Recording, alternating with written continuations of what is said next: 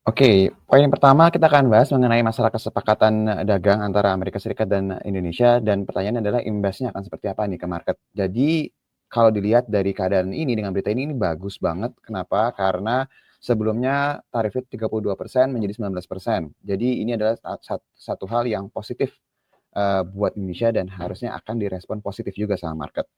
Terus pertanyaan berikutnya adalah dari poin-poin tadi sebenarnya apa sih poin-poin pentingnya yang harus diperhatikan adalah kalau kita dari Amerika Serikat sendiri sebenarnya itu nggak ada tarif sama sekali ya. Jadi itu yang sebenarnya lebih banyak diuntungkan sih sebenarnya di Amerika Serikatnya. Tapi baik lagi hal ini lebih baik lah dibandingkan kesepakatan yang sebelumnya yang sebelumnya dikenakan 32% dan menjadi 19%.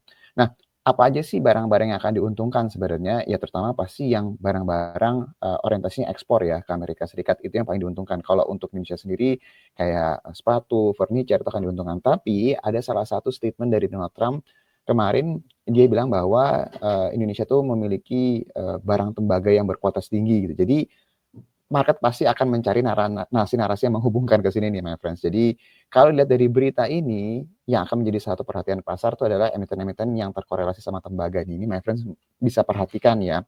Tapi apakah pasarnya akan merespon secara positif secara keseluruhan?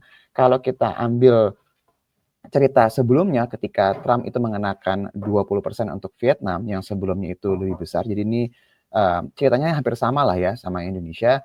Kalau kita lihat secara indeksnya itu direspon sangat positif sebenarnya my friend. Jadi berita itu tanggal 2 Juli atau awal Juli ya, kesepakatan dengan Vietnam. Setelah itu indeksnya itu terus mengalami kenaikan nih. Jadi sebenarnya cerita ini tuh harusnya akan positif. Meskipun kalau untuk Vietnam sendiri dan nanti Indonesia, detailnya ini kita masih perlu lihat lagi nih karena imbas yang sesungguhnya itu pasti akan lebih kelihatan ketika detail-detail itu nanti akan didisclose ya. Itu yang lagi kita tunggu, my friends. Tapi yang jelas berita ini seharusnya akan memberikan dampak yang positif.